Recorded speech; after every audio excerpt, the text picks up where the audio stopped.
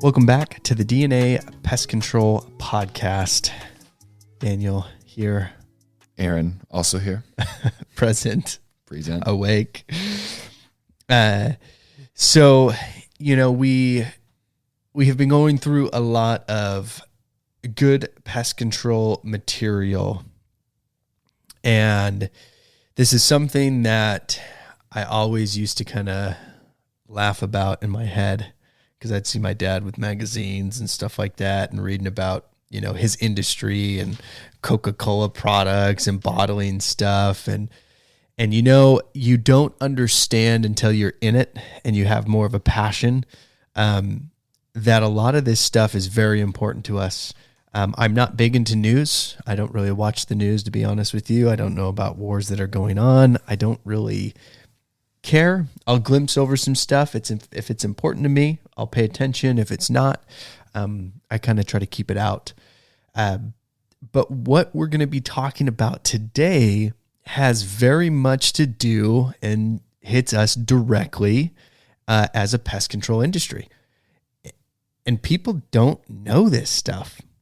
I mean, it slides underneath the radar. I remember when I found out about the waterways laws in California. They had that out like 6 years earlier. I had no idea. I was brand new to the industry. Yeah. They don't put it out there. I could have been spraying absolutely incorrect for years. And I just didn't know. Mm-hmm. Until one of the reps came and they're like, oh yeah. I'm like, when did they come out with this? And he's like, oh, it's been around for years. I'm like, what? It's news to me.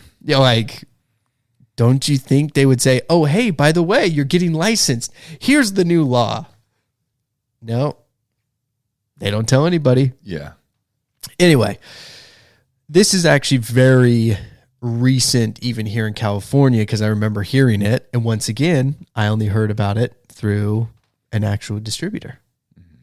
They're like, are you sure you want to buy that product? You know that you can't use it anymore, right? And I'm like, huh? I can't? Like, what do you nope, mean? It's done. I'm like, when did that happen? Mm-hmm. Nobody knows. So being a part of, your operators, the Pest Control Operators California, the associations, is super important. But the whole workaround and what I'm trying to get to is R.U.Ps. R.U.Ps. Otherwise known as restricted use pesticides or restricted use products. So we wanted to dive in and let's say what an R.U.P is before we dive in. Yes. So the EPA classifies R.U.Ps as the most acutely toxic pesticides, those needing to be applied with special care, which means they can only be bought or applied by someone with the proper licensing or someone working under his or her supervision. So, layman's terms, the highest toxicity products that we use. Yeah. And there was an article that came out in the PCT magazine, and it hit a little bit about the R.U.Ps. So the restricted use products, what they're trying to do is they are trying to make pesticide or rodenticides a restricted use product. Okay. Now I'll bring you back to California 2020, if I'm incorrect. Hold on. That sounds right. I got it right here. So in 2020, they signed a bill saying, hey, it's the AB 1788, restricting second-gen anticoagulant rodenticides, right? So the industry here in California was like, whoa, wait a minute. And there's still companies today that are still using them, and they have no idea. The company I purchased in 2020 or 2021, 2021, they were still using the second gen bait, and they went and bought a ton of it. And they're like, one of the guys I was talking to who bought it, who was working there at the time, he's like, oh, that's why it was on sale. I was like, yeah, it was super cheap, so I just bought a bunch of it. I'm like, yeah, because it's illegal.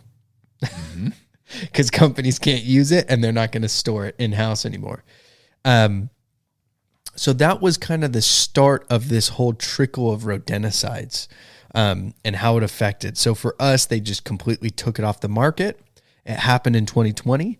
By 2021, January 1, you were supposed to have all your bait and bait stations restocked with the new type of bait.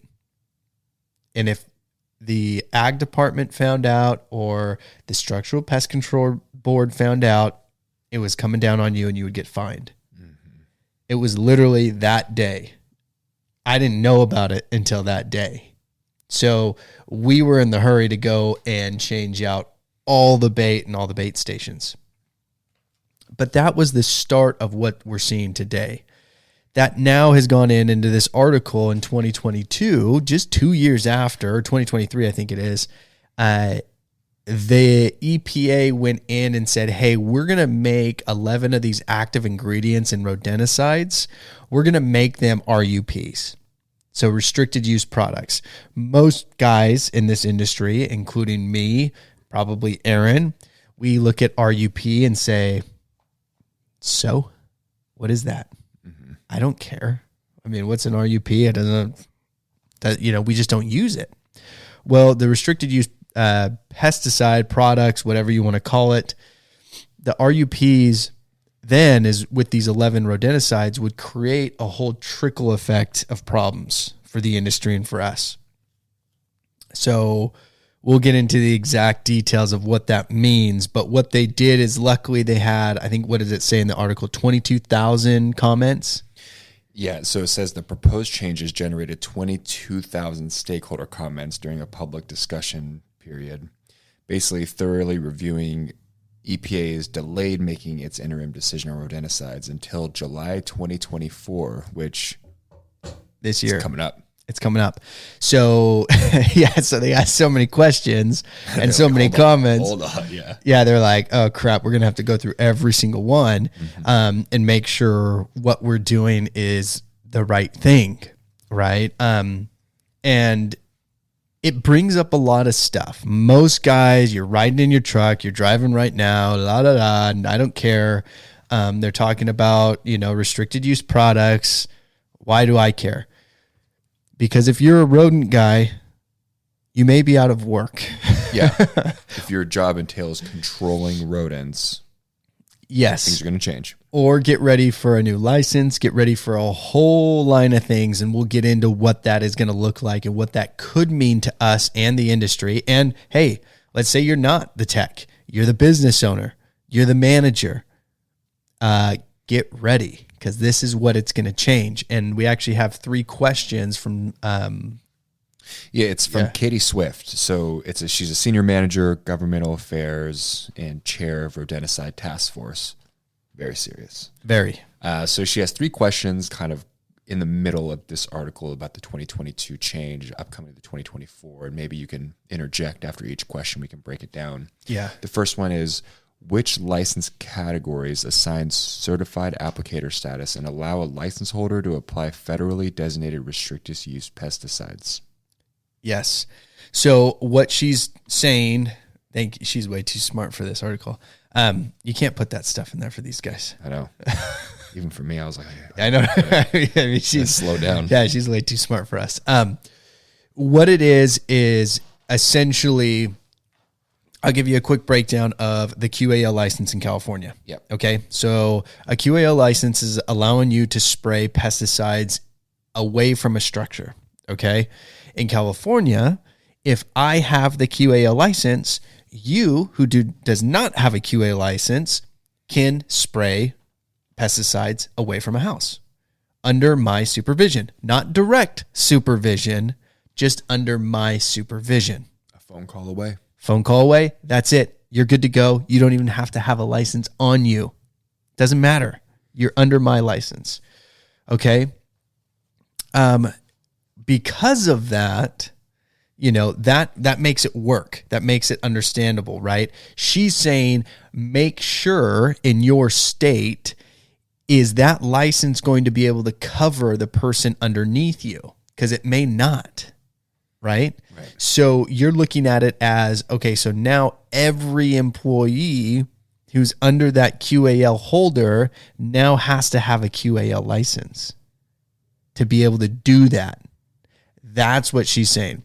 Ask that question. Find out, are you able to still work underneath a qualified applicator, or do you now need to become the qualified applicator, which is going to stir up a lot of stuff in the industry, and it's going to create a lot of problems because now every person has to pass a more difficult test and has to have more continuous education hours. So you're now creating a very different type of industry, which actually I like. It's easy right now. But the problem and why I say I like it is I like that you're putting more stress on guys to make them better and become professional, which means we can charge more money, which now the industry is going to be harder to get into. And the ones that change and adapt are going to be the big monsters, right? And they actually can make a lot of money. Route technicians could make a lot of money, which is awesome. The problem is the entry level is so low. You can get pretty much any bum off the street to do it. And so that's where you get that price, pay down. But make sure you're finding out if I can use a restricted use product under a license, or do I have to become licensed? Sorry, long-winded, but. No, you're good. And that actually it segues really well into question 2. Does the state require an applicator to have prior documented experience applying pesticides before becoming a certified applicator? Okay, so I got to hit on that one too. Keyword state. Exactly. So that's where I got to fix some stuff, what I said in the beginning. So yes, states can go stricter then. So if the EPA says every person has to have a basic applicator license, okay, to be able to use this restricted product. Cool. Easy enough. Cool. That's the standard. That's the minimum. That's where every state has to follow. They don't get a choice. Federal minimum wage. Federal minimum wage. That's what it is. You don't have a choice underneath that. Okay. Now, California, they can come in and say, okay, great. We have applicators, but we don't allow applicators to use restricted use products. You have to be a branch 2. Well, guess what? They now raise the bar. They raise the standard. It can always be stricter. It cannot be more lenient. So you have to make sure that where you're at and what your state is, and I may get crap for this, most red states are probably going to stick with the federal minimum. Most blue states are going to go very strict. Well, it's not. It's the truth. Yeah. It's just what the market is. Well, I'm just throwing it out there because once you start going into politics, people get all sensitive and butthurt, and I'm just not. But it's the truth. I mean, we've seen it at all the expos we've gone to. We talk about some of the wildlife guys and how they do things, and it's like that'd be pretty cool if we can do that stuff. Well, yeah, and what I mean is you have, when it comes to some of these restrictions and control. Typically the blue is we want all the control, and the red kind of says, hey, put it back into the hands of the people. Most people may disagree with that, but that's typically what it is. We live in a very blue state. We're having restrictions put against us from people who've actually never done the job in their entire life. They don't even know what's going on. When it came to the 2020 AB 1788 restrictions, it literally doesn't make any sense what they did. We don't want wildlife to get rodenticides in their system, but we're going to make it so you can only use second-gen rodenticides in vineyards, orchards, fields. Where's all your wildlife? Vineyards, orchards, fields. Away from structures. How many mountain lions do you see in the city? Not many. If at all.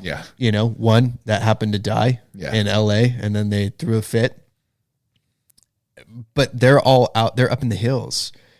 Like, we do work up in the hills, and we can still use that product, and we still have it because we have orchards and vineyards. And where's all this wildlife getting their secondary? They're eating all these rodents that are dying. Yep. And who's getting the poison back in them? Well, the exact animal that the state was trying to protect. Yeah.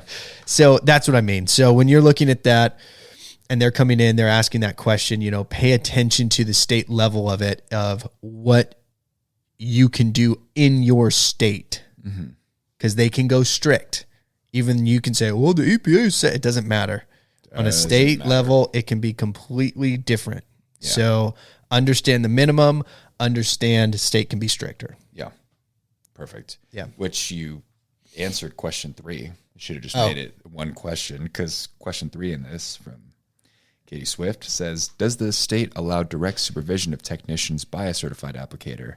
If so, what are the requirements and what documentation is required to comply with these requirements? But you answer that. Yeah. I mean, it was one thing. I got stories on stories, right? So we were looking at a product that was a dust. I don't remember what it's called.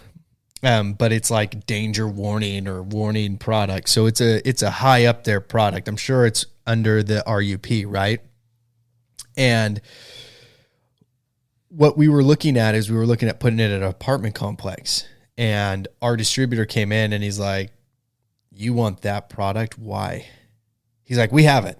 I can give it to you, but why do you want it? Yeah. For what reason? And I'm like, well, just one of the techs said he wanted it. He said, it's awesome. They crawl on it. They eat, they'll clean their hands. The mice or the rats will clean their hands and it just freaking destroys them. But it's like highly toxic, even to people. And he's like, just a heads up, if you decide to put this product on your truck, you now need to carry a Tyvek suit. You are going to have a wash center on your truck as well, just in case they get the product on them. They have to be able to wash themselves off. And he just went down this list of, the extreme amount of I mean, you would literally have to have an RV to use this product. It's just not realistic.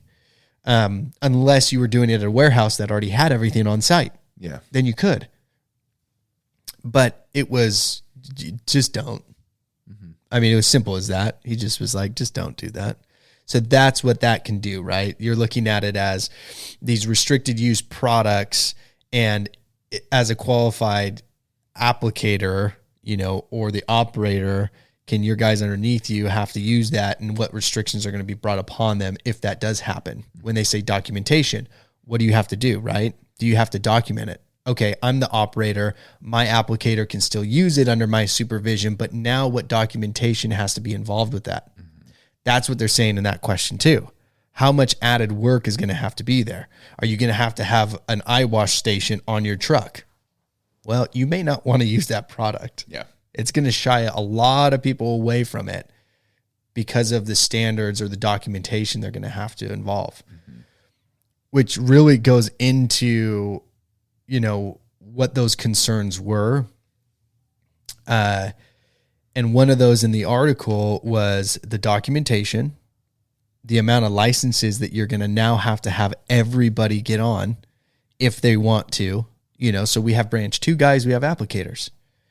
Well, if an applicator can't, he now has to become a branch 2. And in the meantime, while he still can't put out a rodenticide, that means he can't do all of those houses that have bait stations or all those commercial buildings with bait stations. So now you would have to get that guy licensed. What if he doesn't pass? Now what are you going to do with him? Yeah. So now you're getting into these weird, funky things. If they do pass it in July, what are the standards now and the restrictions that are going to come on to those 11 ingredients, that are in with probably all of our rodenticides today, unless we come up with a new rodenticide that is going to, that we'll be able to use, but it's probably not going to be as, effective. It's going to suck. Well, now the guys who came up with the birth control stuff for rats are licking their lips because they're like, you're going to have to use us now. And they're not cheap. Of course not. So it's going to create that ripple through it. But we wanted to go over some statistics on that. Let's see here. Okay.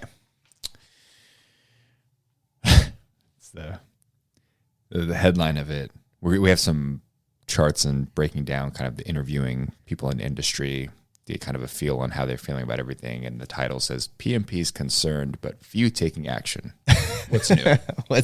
What's new? Okay. So a few categories that they break it down.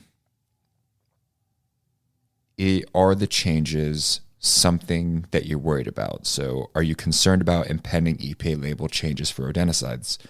66% said yes.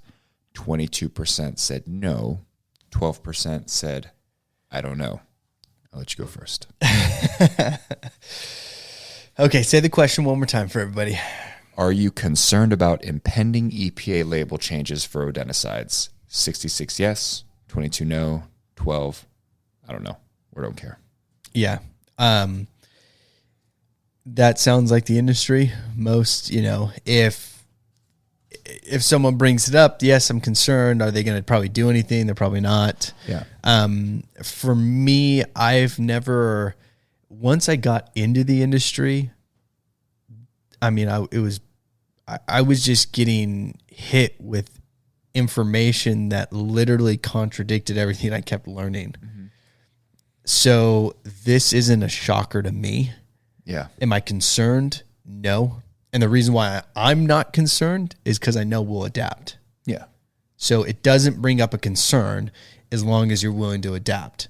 Yeah. So for me, I'm not concerned, and it's not a shocker, especially in California.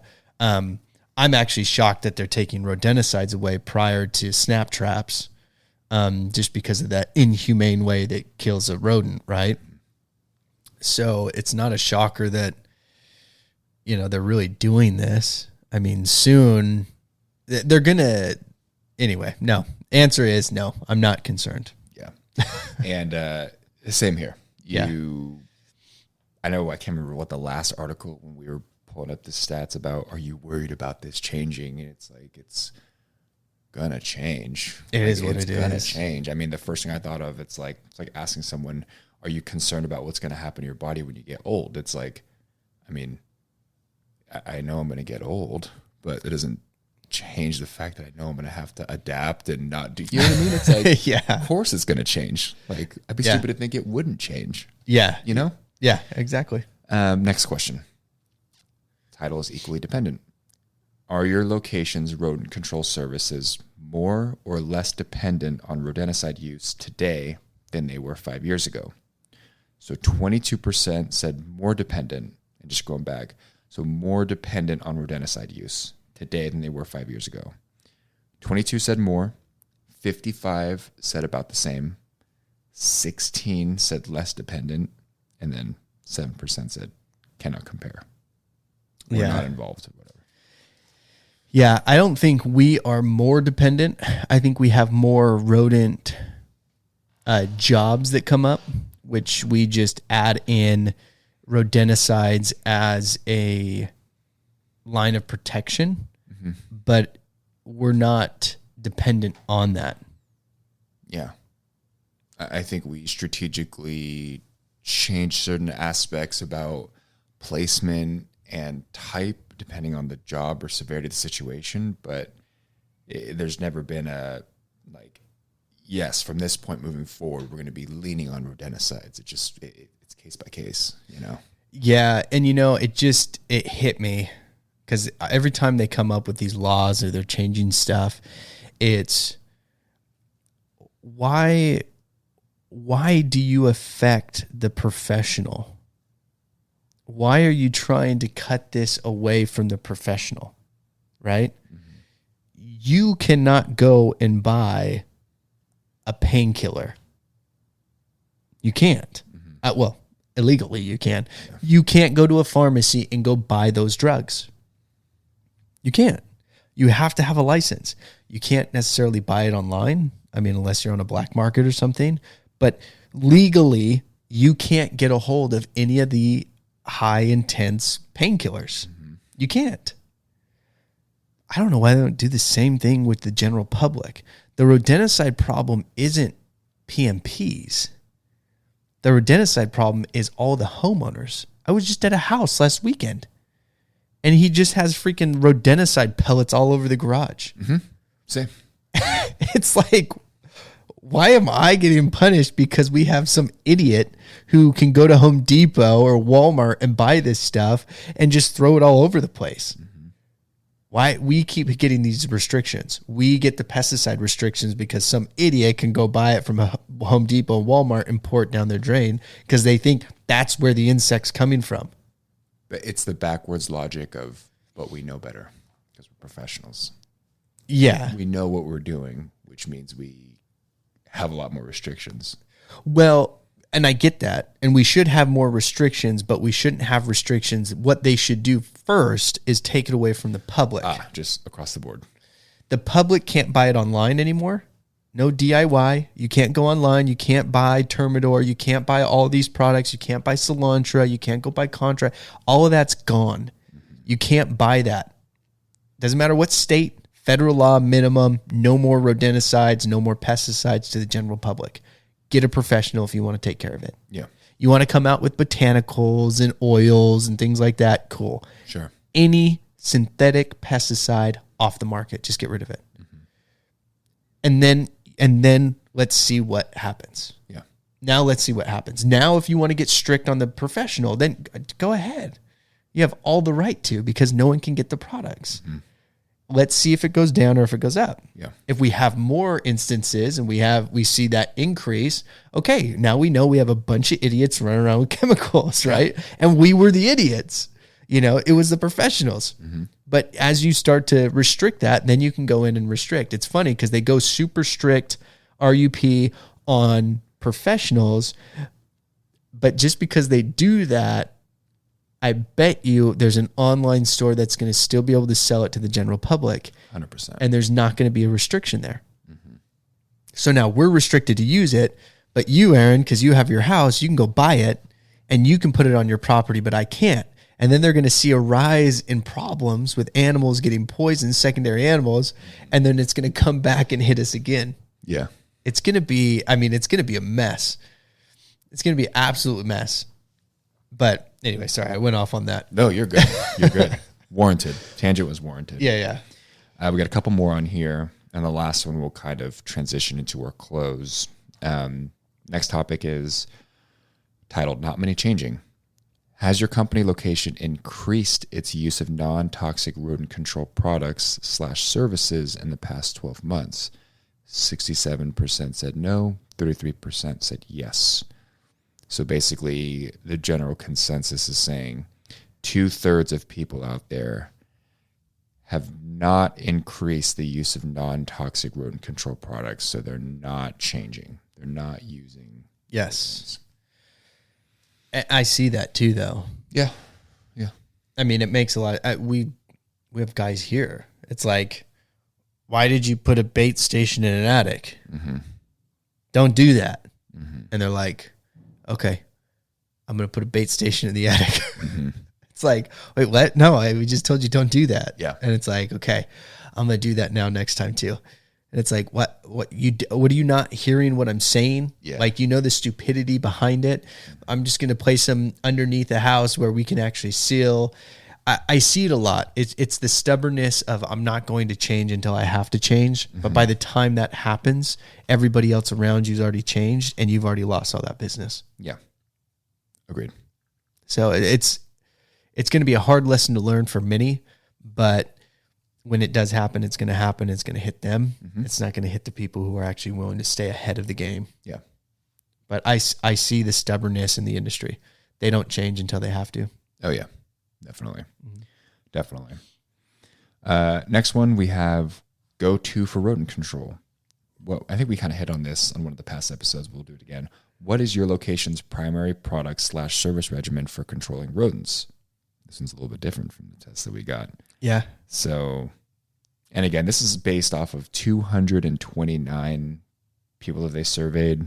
Yeah. PMPs, and how they diversify or pull, who knows? But according to this, 61% baits, 18% traps, 17% exclusion, 2% other, which I don't know, and then 1% repellents. I mean, the way it sits now, I feel like we split it kind of 3 ways, and then there's some subcategories when you get into like more of the pest proofing and wildlife and some of the extra stuff that we do. So it's a combination, it's interchangeable, exclusion, trapping, baiting, and then we have preventative measures as well. Some not cosmetic or aesthetic, but we have like tree trimming, we have sanitation where we're cleaning up droppings. That's some of the added stuff that we will offer. But I guess most people out of this 229 population, 61% saying baiting is their go-to because it's easy. Oh yeah. What they've done. Mm-hmm. If I had to guess as to why that's so high, that seems extremely high for me. It goes back to the first one you hit on. Was that the last one? No, there's one more. Okay. It just goes back to the stubbornness. Mm-hmm. It's easy. I go back to Alpine. The rep came out and was like, "This is the miracle product. Spray it everywhere. You'll be fine." And then guys were like, "Spray it in your eyes." Yeah, they're like, guys were like, "This is all I'm going to use. Throw all the products away." And then it came back and bit us in the ass, right? Easy. It's the easy button. And then we find out the hard way, oh, it's not the go-to. It's not the cure-all. Mm-hmm. It is what it is. The guys go into this situation. They're like, oh, you hear rodents up in the attic? All right. Throw a couple bait blocks up there. We're good. They're going to eat it. They're going to die. We'll be fine. Let me know what happens. Yeah. Are there holes still? Yeah. Are you going to have more rats here in the future? Oh, of course. But I'll just throw more bait. It's easy. So when that goes away, that's going to be the scary thought for these guys is now what are you going to do? Mm-hmm. Only 17% of us are doing rodent exclusion. Yeah. Like that's it. 17 rely on that. It's scary. Yeah, it is. Especially when we're 4 months away from this possibly going into effect. They'll give us some grace period, but so what, a year? And then what are you going to do? You got a year to throw as much bait as you can. Seriously. You better load up every attic. Seriously. Because once they take it, it's gone. No, definitely. Which transitions to the last one, which you don't really have to dive into it because we've answered it already. To change or not change. Has your company location modified or is it planning to modify its rodent management program due to impending EPA rodenticide label changes? 36 yes, 34 no, 29 I don't know. Now, before you go on a tangent, I'll answer real quick. I know that where we're set up and the way that you and I do things on the business side, I've never, like I said in the first one, I've never been concerned because like if we show up on Monday and you're like, hey, Aaron, by the way, we can't use any more cilantro. We're done with this. We're done with that. It's like, all right, dude, we'll figure it out. Like we're creative. We'll start making some calls. Mm-hmm. It's not like this, like what's going to happen to us? It's like, dude, it's part of it. Yeah. You know what I mean? It's part of it. Like, have we modified or changed anything? Not really. Are we ready to? Of course we are. Mm-hmm. Like, of course we are because we have to in certain situations, Yeah. And it goes, yeah. I mean, I don't need to hit on that really because the people who don't want to change. The ones that are prepared are awesome. They're prepared, but that goes into literally the next whole point of this is, are you prepared? Yeah. What are you doing to be prepared? Mm-hmm. Are you handling new type of rodenticides right now? Even though you can still use the original stuff. Mm-hmm. If it's a no, you're not prepared. Have you learned about the new stuff on the market? There you go. No, you're not prepared. Do you know how to do rodent exclusion work? No, you're not prepared. Mm-hmm. Are you a pesticide spraying company? That's it. Great. You don't need to prepare because you don't do rodents anyway. Mm-hmm. There's some big companies out there. They only spray houses. They only spray. That's all they do. Comes to rodent stuff, we'll put out traps, we put out bait stations. That's it. Mm-hmm. That's going to go away. Their bait stations are going to be gone. They're not going to have them. They're not going to use them. It's just going to be gone. And now what? Mm-hmm. They're just going to throw traps up in an attic and call it a day? Yeah. You're still going to have issues. So where's your rodent exclusion program? Where's your rodent care program? If you're doing rodents today, what is that? What does that look like? For me, you can take rodenticides away. I have full confidence we're still going to be able to handle it. I agree. I mean, I already know the changes I would do for exterior. Me too. I know 100% what I would do in that situation, and rodenticides wouldn't become, it wouldn't matter. Now, restaurants would be a little bit iffy. That's going to be a little bit more tough, but we would have to kind of put more on technology. Mm-hmm. I would rely a lot more on technology when it comes to restaurants if they took rodenticides away. Yeah. But from that, it would, I feel pretty prepared for that. I do too. Even on some of the more sensitive commercial ones, because maybe that's where some people are fearful, air quotes on that, because it's like, what are you supposed to tell this huge commercial property that you're only there for rodent control, that you can't use rodenticides? Easy. You come up with a plan and tell them, this is what's happening. This is we're going to try. If it doesn't work, hey, it doesn't work. We're going to have to try something else. But are you just going to remove the bait station, say good luck, thanks for everything? Most people will. That's nuts. Most people will. No. Yeah. No. Yes, I'm telling you. Yeah, it's insane, but people will do that. You're good. We can make y'all mad, but people do that. It's insane.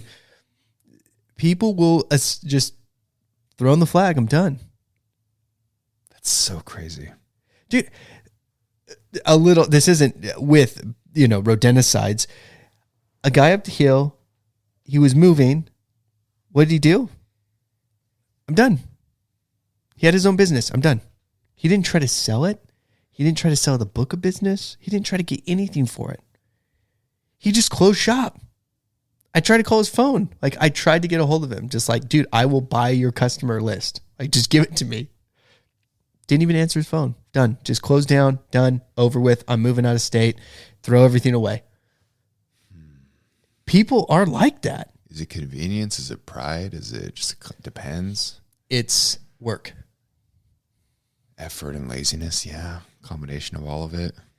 What you look at so many companies. I mean, look at what we've done. This is outside of rodenticides. You see it, and it's the process to get rid of cockroaches in a multifamily housing. What do you have to do? To do that with bed bugs, what do you have to do? Mm-hmm. To do a proper bed bug treatment, what does that look like? They can't do it. Mm-hmm. We got big companies that are failing, and we're taking their business away from them because they don't do what they need to do. It's hard. So yeah, I mean, I see it. This comes up, they're done. I bet most companies will just say, we don't take care of rodents anymore. We're done with it. Mm-hmm. It's too scary. Like, that's literally what will happen. Yeah. Even the company that we got, right? A couple of years ago, he used to do termites. He used to do so many things. And as restrictions came up, licensing came up, stuff with continuous education that came up, he just slowly started cutting that stuff off. It was a lot of work. Mm-hmm. I don't want to do a lot of work. I want to walk around a house. I want to spray the foundation. I want to take down some webs, and I want to get in my truck, and I want to leave. Yeah. I don't want to get on my knees. I don't want to get on a ladder. I want it easy, easy, easy. That's what they do. Yeah. I can see that. But that's where, are you prepared? Mm-hmm. What are you going to do to get to that level? What are you doing? I mean, and this is one of very many things, and this is a very little insignificant part of pest control, in the grand scheme of things, because there's probably a lot of people who don't even do it, rodent stuff. Mm. But you look at this, and this is a restricted use product. By law, they're going to make you do this stuff. You go in just to technology and getting onto an app or using a software program. I would love to see a statistics come out on that with pest control companies and how many people actually have an online platform, a software system. I bet it's pretty low. Yeah, you're probably right. I mean, you even have new people who start companies and they're running off of Google Sheets or Excel. And it's like, you're insane. You know, you're spending more time than what it would cost to get an online software system. So it doesn't shock me, but people aren't willing to be prepared for that. They grew up. The people we were just talking, well, I was talking to about taking them over. They just took over the system that their dad was doing. They finally went online for QuickBooks and stuff, but they have just an old laptop and they have paper. Like, it was so basic, and I mean, it could have been streamlined. They couldn't even give me exact numbers. I had to go through everything page by page, seeing where everybody sat, what's going on. I mean, it's a scary thought. People are not prepared for the change in times. And the ones who are not, they're going to be left behind. They'll be around still. You won't get rid of them 100%, but they're not going to thrive. Yeah, stay stagnant. Yeah. So, you know, are you prepared? What are you doing to get to that, you know, to that stage of when they do take this away, we are ready. Yeah. We have that plan.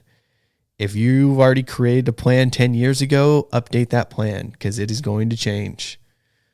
And let's see if you're ready for it. But, you know, we wanted to throw this out there for anybody who didn't know what an R.U.P is, and also what's going on in our industry. And this is now on the federal level. So this is going to be a minimum across all 50 states, whether you like it or not. And this will affect you whether you like it or not just California, New York, or some of the strict states. This is going across the board. So if this does go and move forward and they don't put a pause on it, what's that going to look like at your company? Yeah. Ask yourself those 3 questions that we went over. I think that's really good. Going over what is an R.U.P, doing the research, making sure that you are prepared. And, you know, Daniel and I talk about it a lot. There's going to be, whenever things like that change and shrink, it just creates a ton of opportunity. It creates a ton of opportunity for growth. And we've said it that I don't really believe in luck. It's when preparation meets opportunity.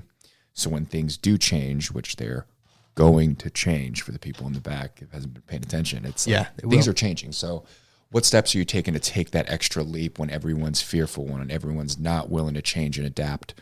That is a perfect time for you to separate yourself. Oh, yeah. You know? Oh, absolutely. But no, really good episode. If you have any questions or you're just starting to get into rodent control, or you have practices that you do want to change and you kind of want some tips or some help, please let us know. You know, we have a new Q&A drop tab on the website where you can directly put in the questions there. We have pest guests lined up. If you do want to go over these, we'd love to sit down and talk to you about it. But thank you again for listening to the DNA Pest Control Podcast.